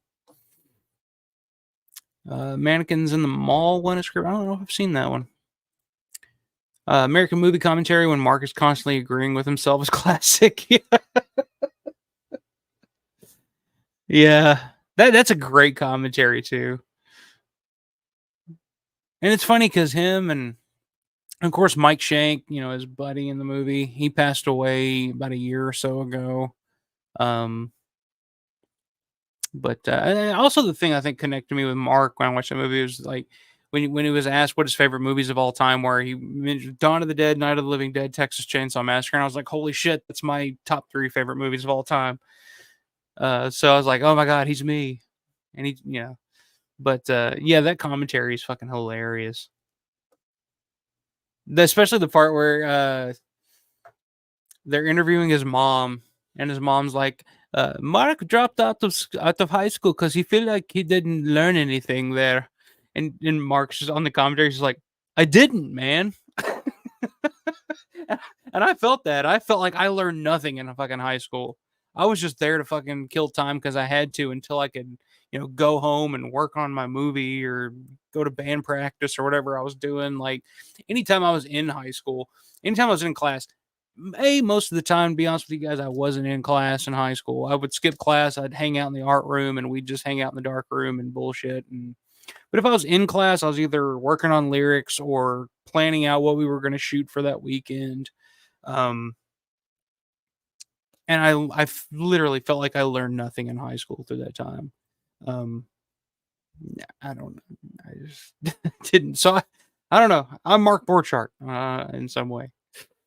Granny says, "What is your dream project if you got to make a feature film?" I made a short film in 2000, and I was in high school. I think I was like 17 years old at the time. It was called at the time it's called 40 Days of Night. Now, yes, a couple of years later they came out with the movie 30 Days of Night, which I learned after the fact was a graphic novel or something previous. So after that came out, everybody's like, "Oh, did you made a movie? Did they ripped you off? Like you have a lawsuit?" I'm like, I'm not. Nah, it's fine. It's not a amazing, but 40 Days of Night I based off of because I was dating a girl at the time, maybe a year or so before, who was we went to church all the time. So I was around, I went to church quite a bit at the time, and there was like always the story, like there was I don't know, there's something in the Bible about 40 days, and like So I made this short film about 40 days night, and I thought it was. I still think to this day when I go back, there's ideas and stuff to it that would work perfect in this day and age. It's about, it's all about uh, people, a society waking up to the tyranny of the 1% or whatever, but in a horror way. It's 100% Romero inspired shit. Um, that's one I would love to go back and like rewrite a screenplay for, and if I shoot at some time. Um, but and yeah, I don't know, but in terms of one that I would like to remake, and this would be blasphemy, and probably people would hate me for doing it, but I'd love to remake Martin, Romero's Martin in this day and age. I've always had an idea for how to bring that into the modern era. Um, and that's a movie I think that a little bit like I think it's a perfect movie to me, but I think the ideas that are in it would still translate to an audience today. Um, but yeah, I have a ton of dream projects. If I ever made a feature film, I was just last night reading the full length screenplay that I had written back in 2015, and we were in pre-production on, like, I was getting the money together and we were casting and doing table readings and shit, and it just never came together. And I hadn't read that screenplay in forever. And I was just going through reading it last night, and I was just like, man, there's some good stuff here. There's a lot that I would change, but yeah. I made horror and action shorts, but my friends and I had planned an actual Dawn of the Dead style movie in high school. Yeah, that 40 Days of Night thing that we did, there's a lot of Dawn of the Dead, and like there's an actual scene like that we shot in a shopping mall, where the main character goes through and kind of loots the shopping mall as he's in there. Um, because we had a relationship with we used to go to a mall in Madisonville, Kentucky all the time. Every Saturday we'd go to this mall. So we became kind of regulars there. Like everybody that worked in all those stores knew us. So when we'd be walking around with a camera and people would be like, "Oh, have fun, kids. Good luck." Um so yeah, they're definitely Dawn of the Dead inspired stuff and that we were shooting at that time. Let's see. Sin says, yeah, Cassavetes is cool long before he was a famous actor. Yeah. Shadows was kind of his first film, but there's parts of that I really like, but as a whole film, I wasn't a huge fan of it. Hakeem Watts, what's up, man? Good to have you in here again. What's up, man? Grant says, I despise Avatar. I mean, look, I don't know. I understand. There's nothing in terms of story wise to it. It's not really groundbreaking story wise or anything like that. But seeing that shit, in 3D in theater back in the day in IMAX. It's pretty mind blowing stuff. Because we're talking what 2007 when that came out, so a lot of CGI and stuff back then looked like shit. So to see good CGI was pretty crazy.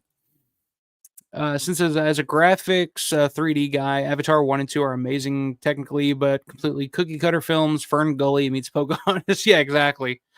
100% agree with that. Hakeem says, what did you think of Graduation Day? I don't think I've ever seen that. Don't think I've ever seen Graduation Day. Toby Hooper directed the 40,000 feet. Oh, did he? I did not know that. And that one has... was that the one that had William Shatner? No, that was in the movie Twilight Zone. Wasn't that John Lithgow that played that role, I believe? It's been a while. I've seen that Twilight Zone movie once, maybe. I've never gone back to rewatch it. And really, mostly what I know of it is, I think it was just tainted by the whole John Landis incident, quote unquote. Let's see. Mark's friend plays well, but his brain is fried. Yeah. Mike Shank. I mean, sweetest guy in the world, but yeah, he was. That's maybe I can keep you awake with these stories. My favorite quote in American movies, one of those movies I can quote forever, and my fiance doesn't get it. And sometimes she's starting to pick up on it, but my favorite quote, and probably to say all the time, is like if my fiance says, "Oh, I got $100 today," and like, "Oh, what we can do with that $100? You know what we can buy with the $100? About 4 pitchers down at Jim Mitchell's. Oh, I don't really feel like drinking any beer tonight, Mark. Oh, well, I don't either, man. But if you're willing to buy it, I'll drink it." That's my favorite quote. If you're willing to buy it, I'll drink it. Learning Alpha skip third period is shocking. Oh, dude, I skip most periods, and a lot of times I was asleep. Anyways, there were some like classes, like I had a drama class. Miss Cope was pretty cool. Drama class was pretty cool because she liked theater and film, like stuff like that. She was a funny story about her. She was really into lighting. She was always talking about like, oh, I love lighting, stage lighting and stuff. So as one would, I brought her a copy of my DVD copy of Suspiria. And I said, "Here, you love lighting? Check this out. You'll love this." She brought it back the next day. I was like, "I got about 15 minutes into that movie, and I don't think I can do it, but it was lit very well." I was like, "Yeah, it's amazing, isn't it?" Drama was cool. Art class was cool. I had some pretty cool teachers that I didn't mind hanging out with. Miss Jones, she was like an English teacher. She was a mythology teacher as well. She was in some of my movies, actually. But we would just hang out and talk about Nine Inch Nails and stuff like that. I had some cool teachers, but then I had some bitchy ass teachers that I just did not show up to. I just stopped showing up. I was like, eh. But yeah, high school was a fun time. Noah's Ark and Vampires. Noah's Ark and Vampires. No, it wasn't Noah's Ark and Vampires. It was more. No, my movie had nothing to do with vampires. It wasn't vampires at all. People interpreted them as zombies, but I called them sleepers because they were people asleep because it was night. It was just constant nighttime for 40 days. So it was just people sleeping while one person who is awake takes advantage of those people, basically. But no, it wasn't. That would be an interesting concept of Noah's Ark and Vampires. I want to play Tatakuda. I could wear a colonial Colonel Sanders outfit. Yeah. Well, I mean, we're in Kentucky, so there's Colonel Sanders outfits around here. I don't know who I would get to play Tatakuda. Like if I were casting Martin today, That's an interesting idea. Something to think about. Who would play Martin? Who would you cast as Martin?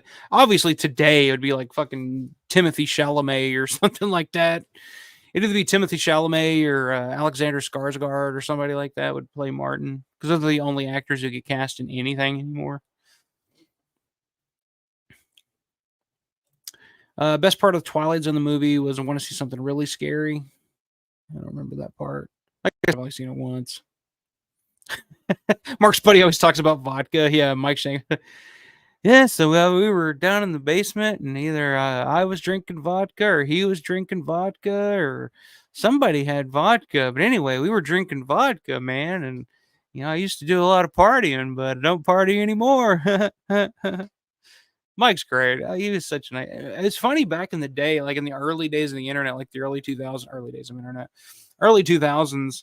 If you go to the Northwest Productions website when that Mark Borchardt had, he actually had, like, Mike Shank had his phone number on there, and he would like call me, and you could call Mike Shank, and sometimes he'd pick up, sometimes he wouldn't. But I tried calling once. I think I got like a voicemail or something. But I've heard stories of people where they'd call that number and Mike would answer, and they'd just talk about whatever. He's pretty funny. Toby didn't direct anything in the Twilight Zone movie. There's a tough one. Here's a tough one. Favorite pro wrestling matches. Okay. Toby didn't direct anything in Twilight Zone. Okay, I didn't know that. Favorite pro wrestling match. Well, number one, WrestleMania 13, Brett and Austin, I Quit match. That's one that I show to anybody that I can just be like, just watch this. Like, you don't got to know anything about the backstory or any of these. Like, you kind of get it. And the way they tell that story, it's just amazing. I really love underrated one. I loved any Bret Hart, Mr. Perfect stuff. With the SummerSlam Intercontinental title match or the King of the Ring 93 match that they had. Those are always great. An underrated one that nobody really talks about, and is, you look back on it and it's not like, oh man, this was a classic match or anything. But if you watch the crowd reaction and the story that's told, it's a short-ish match, but it's from WrestleMania 7. Is it 7? Yeah, WrestleMania 7, the Hart Foundation versus the Nasty Boys. Love that fucking match. I love anything Bret Hart, really. I mean, Bret and Diesel from 95, Survivor Series. Bret and Bulldog, SummerSlam 92, or even the In Your House match with Bret and Bulldog. Some later matches. Let's just think about some more modern matches. Love Shawn. Shawn Michaels was my favorite back in the day. So that 96 run with Shawn, where he was just having classic matches with, Mankind at Mind Games. Of course, his, Hell in a Cell match with Undertaker, 97, In Your House. Undertaker Foley, Undertaker Mankind, King of the Ring 98. It's amazing. I got through a period there where I was really into ECW, and RVD Jerry Lynn matches were like the most amazing thing I ever seen. And then more modern stuff, I guess, probably modern wise, Punk and Cena at Money in the Bank in Chicago that year, where Cena, where the summer of Punk was starting. That's probably one that I go back to. Trying to think of some underrated stuff that nobody really talks about, because I can go through, WrestleMania 25 as a show was dog shit. One of the most disappointing shows I've ever seen. But Undertaker Shawn Michaels, that match, like, I remember watching that with my dad, and we were just glued. Like, my dad's a wrestling fan-ish. Like, he's aware of it. Like, he's kind of the one that got me into it, but he's never been like huge wrestling. Like, but that was one that we were both just like looking at each other like, this is fucking amazing. Because he was a huge Taker fan. I was a huge Shawn fan. The match that got me into wrestling, this is funny because it gets shit on a lot now, was Undertaker Yokozuna 94 casket match at the Royal Rumble. I saw that. I was 5 years old. I saw that for the first time. I was like, what is this? This is fucking cool. Like, this fat guy is fighting this zombie, and they're trying to stuff each other in a casket, and then all these guys come out, and the fucking dead guy comes out of the casket and floats to the ceiling. I was like, what am I watching? Blew your mind as a 5-year-old. Um, but yeah, I mean, those are just some off the top of my head. I don't want to go on forever. I could talk about wrestling forever. Oops, could have sworn he did. Yeah, you guys know more about the Twilight Zone movie than I fucking do. Oh yeah, they would. Timothy Chalamet as Martin. You could book that right now. Oh yeah, it was George Miller. Okay, that did 40,000 foot scene with Lithgow. If it was remade 10 years ago, it would have been Pattinson. Yeah, I always felt like maybe like oh fuck, what's his name? Elijah Wood would be a good one because I thought Wood did good in the Wood did good. I'm rapper. I don't even know. But I thought Wood does a good job in the Maniac remake, and it's hard to think like people I guess would think like, oh, Johnny Depp would be a good like a young Johnny Depp would play a good Martin, but it's hard. Like to me, John Amplis is Martin. Like there's only one Martin. And it's John Amplis. Like it's hard to replace John Amplis in that role for me with anybody. Like I don't care who it is, you know, young DiCaprio, young De Niro. It doesn't matter. There's only one Martin, and it's John Amplis. You can't replace him. Brett versus Perfect King Ring 93 is a 10 out of 10. I agree. People always talk about that SummerSlam Intercontinental title match where Perfect's back was fucked up, but to me, Brett and Perfect at King of the Ring 93 was their better match. Just any match that those guys had was amazing.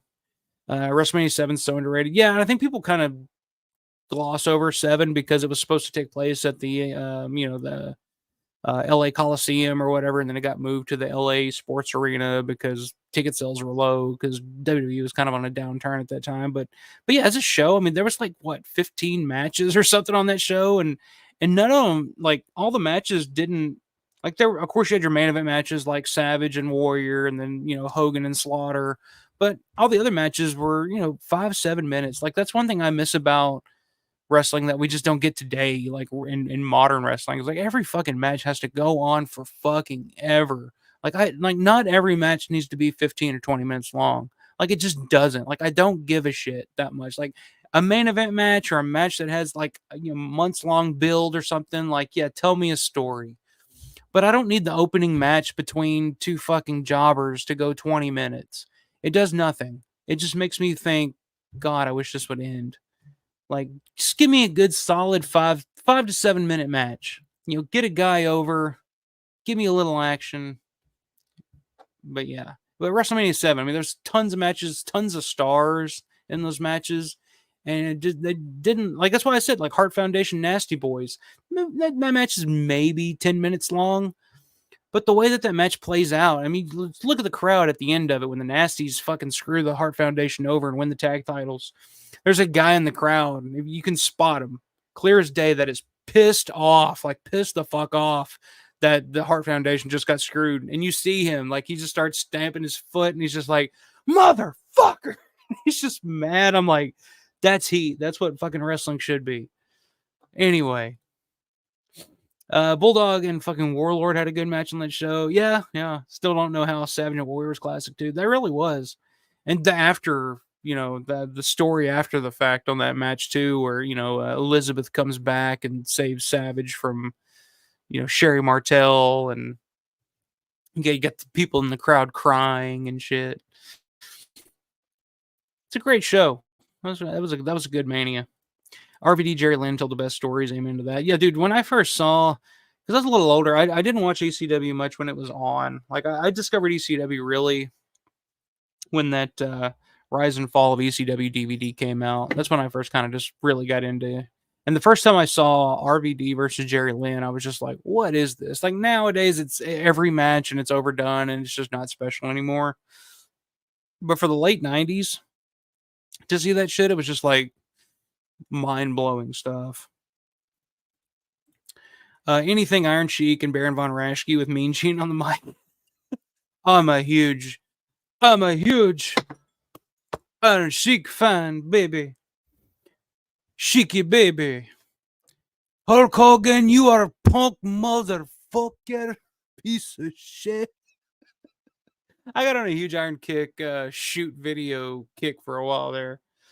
Where I just watch all his shoot videos and try to impersonate Iron Sheik just to fucking crack myself up. Bron Blair, you are no good motherfucker. I can beat the fuck out of you with my little finger. If you haven't seen Iron Sheik shoot promos, fuck this video. Go on YouTube and find Iron Sheik shoot promos. It's the funniest thing you've ever seen in your life. Mean Gene was the greatest. I agree, can't replace him, but you really can. I mean, Amplis is one of those actors that's like that was the perfect role for him was Martin. And he did stuff after the fact. He was in Day of the Dead, he's in Midnight, John Russo's Midnight. But Martin was just like that's Amplis's role. You can't replace him. You can't duplicate that role. It was just perfect for fucking Martin. I really do struggle to try to think of another actor who could have pulled it off as well as Amplis. I mean, I'm sure there are other actors who would have done their own thing with it, but for what Amplis was able to do to take that character and bring it off the page and kind of take this character who's I told John this one time when I met him. I think it was at Horror Hound in 2022. I told him I was like, dude, like you don't understand what you did with that character. You took a character that was written to be a stalker, a rapist, a murderer, a cannibal in a way, like the blood drinking. And you took this that had no redeeming qualities, and the way that you play him and the sympathy that you gave that character, like you can't be overstated. Like you made that character likable. By the end of the movie, we're like, we like Martin. Like we sympathize with the poor kid. But like there's nothing redeemable about him other than the fact that, he's probably mentally unwell, but Amplis says Martinez or Rico, forgot which one. Yeah, that's the debate. Hey, you're gonna be there this year. Go up to Joe Shelby and ask him who Martinez is. He'll tell you. Stukes Dive, what's up, man? Hey, dude, glad you were able to hop on here. We are hanging out late tonight. Like I said, I had other plans. I got a Day of the Dead stream, something planned I want to do for that, but it's been a busy week. I just didn't have time to get it all together like I wanted to. So I was like, we got some news topics and stuff to cover tonight. So just thought I'd hop on here and try and ask me anything, because like I said, I've had a few cocktails tonight. I'm feeling pretty good. So I'm in an honest and open mood tonight. So shoot. Sheik's tweets on Andy Dalton are the funniest shit ever. I don't remember that. Sheik's tweets are amazing. And yes, I agree. So Iron Sheik on Howard Stern, uncensored. Yeah. Classic stuff. You go back, it was probably 2008, 2009. Iron Sheik first started showing up on Howard Stern. Hilarious shit. I think that his first appearance was on Pharrell, though. And they had like some guy pretending to be Macho Man, Randy Savage, call in. He's like, fuck that Macho Man. I love the Sheik's best part. The best thing about the Sheik on Stern is that like Randy Savage would call in and Sheik would go off on this rant about, cheap motherfucker, fuck that Randy Savage. He's a piece of shit. He tried to take my coke. He tried to take my crack. He never shared a fucking thing. Fuck that Randy Savage. But I love Elizabeth. Elizabeth was a good lady. And he starts crying. It's like, whoa, what kind of roller coaster are we on here? Sheik on Stern. Fucking best. Stu says Peter versus Steel. Okay, in terms of like hand-to-hand combat, that would be a fun matchup. When I first saw this question, Peter versus Steel, I thought it just said Peter Steele ? And I was like, yeah, I love typo negative. But if we're just talking about in straight up hand-to-hand combat, Steele's a big motherfucker. Gary Clark, the guy who plays Steel, was actually a professional football player. I think he played for the New Orleans Saints, I believe, at one point. But Ken Forey is a big motherfucker too, so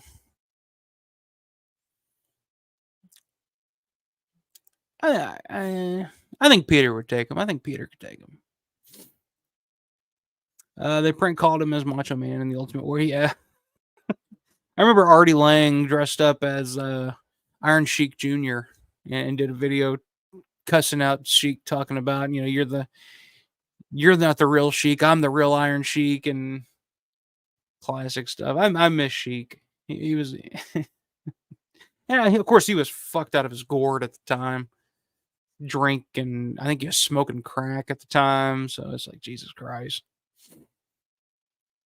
Let's see. He said Hogan stole his coke, but yeah, no, the best.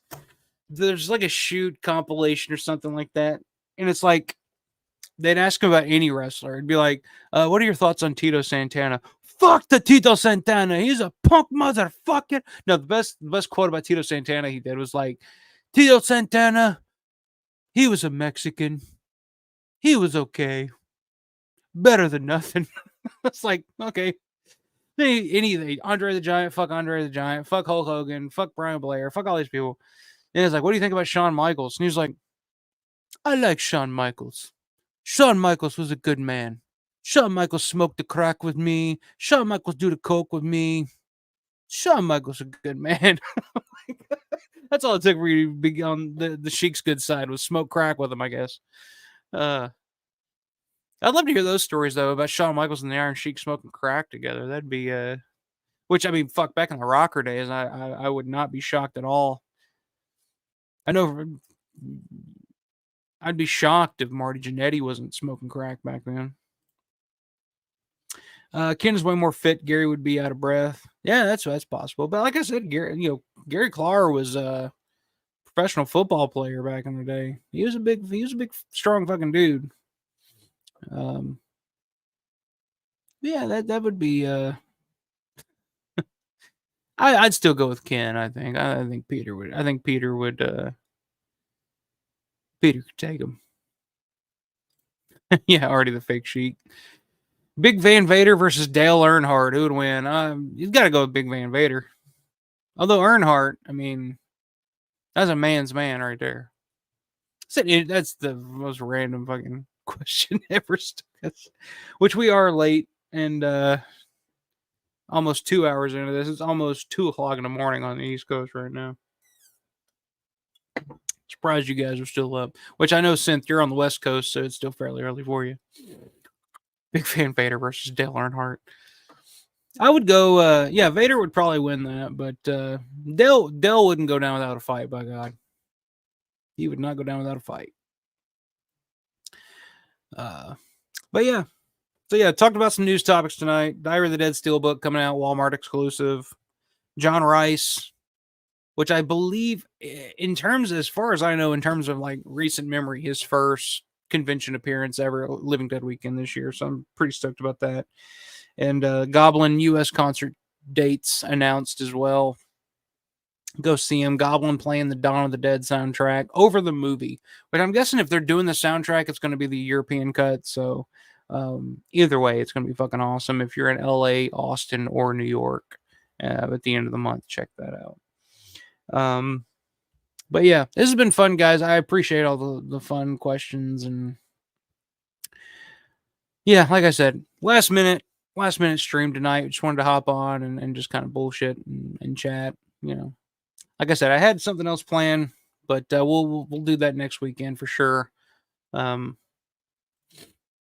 Any serious extras on the Diary Steelbook? Nothing that they've seen. I mean, the information that I've seen, there's no information on any extras or anything like that. So I'm not sure. There could be, but nothing that I've seen. I'm thinking it's probably just going to be. I don't know. I don't want to speak out of turn, but I think it'll probably be a lot similar to the original Dimension Extreme release that they put out, which I'd be interested in getting Grande on here to talk about Diary. He's a big Diary of the Dead guy. But I'd love to see like a new extra. I love the documentary that Felsher did on that. I mean, that's pretty, on set, on set footage and stuff like that. I mean, it's pretty definitive, but we're getting to the point now where we should have like some retrospective documentaries on, Land of the Dead and Diary of the Dead and stuff like that. I mean, Diary of the Dead, 2008? So we're 16 years ago. It's been 16 years since that movie came out. That's It's fucking insane. And of course, next year is going to be the 20th anniversary of Land of the Dead. So I fully expect them to do something with Land of the Dead next year for sure. That's crazy to think about, guys. 20 years since Land of the Dead came out. I remember like that night so vividly. Like going to see Land of the Dead for the first time after all this time. It was the first date with a girl, like a girl that we ended up being a couple for a while after that. But our first date was to go see Land of the Dead. I was like, oh, we got to go see this fucking movie. But luckily, she had good enough taste in movies that she was cool with it, and she got it, So, but yeah, I don't know. We'll see.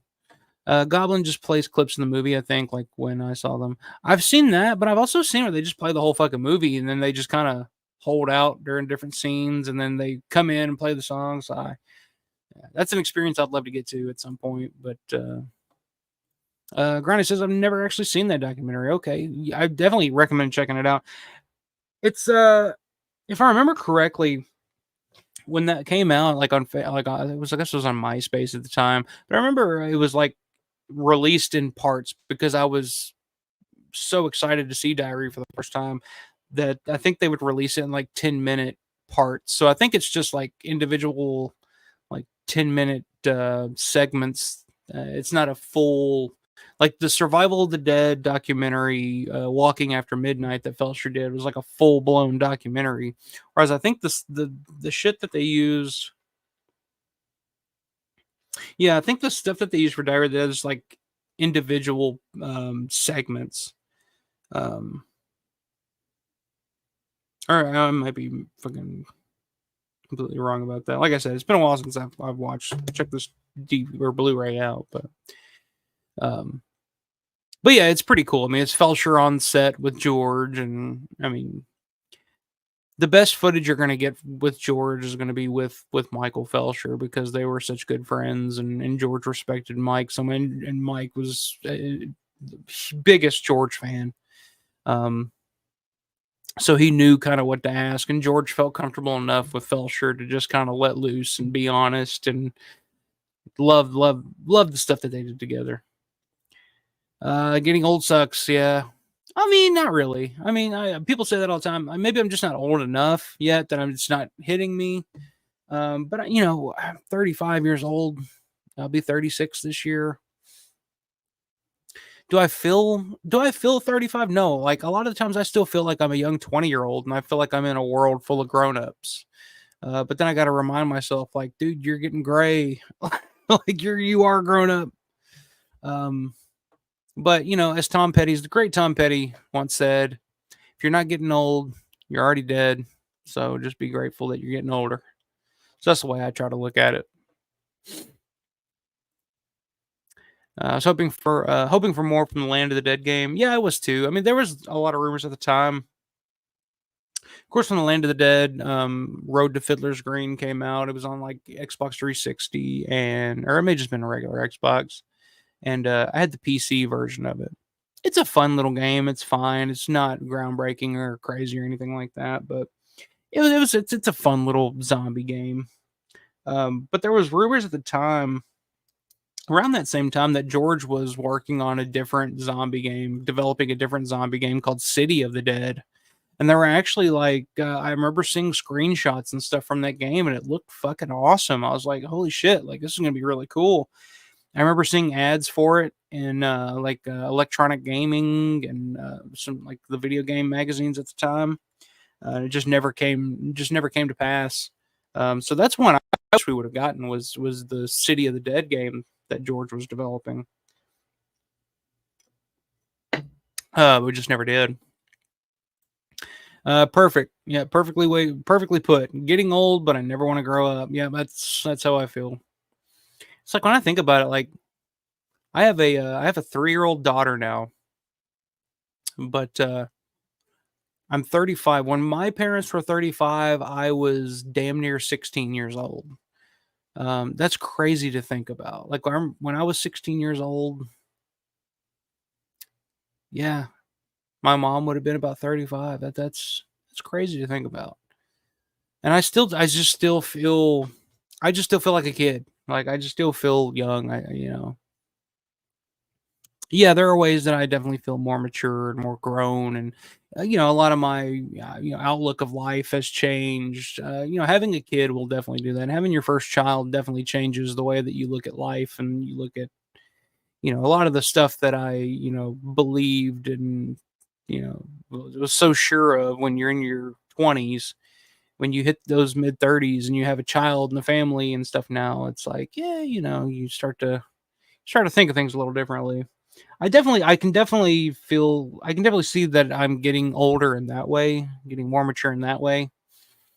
There are definitely moments now where like I'll be watching TV or something like that, and I'll see the blue haired kids with the we're furries or whatever whatever the kids are doing these days. And I'm just like, oh, that's bullshit. Back in my day, we would have just fought somebody about it. I don't know. I can see myself getting more and more crotchety the older I get, but at the same time, I'm still just a big kid. Um, but yeah, perfect way to put it. We're all getting old, but definitely don't want to grow up. That's for sure. But all right, guys, I'm gonna hop off here.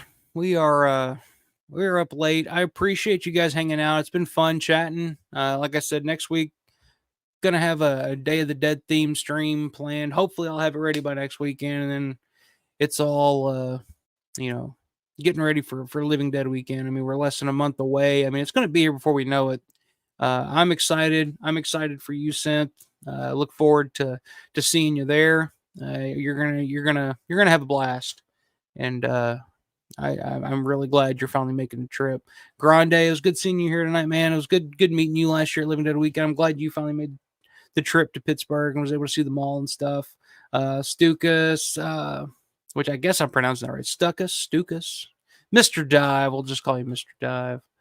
Um, Blake Allen, good to have you in here tonight, man. Like I said, late night stream, last minute stuff, but I'm really glad everybody stopped in. It was fun. I went longer than I thought I was gonna. I thought I was just gonna hop on here for about an hour and run over the topics, but but that's the fun of this. Chatting about stuff you enjoy chatting about with like minded folks, and that's the whole reason I do this stream and do this channel.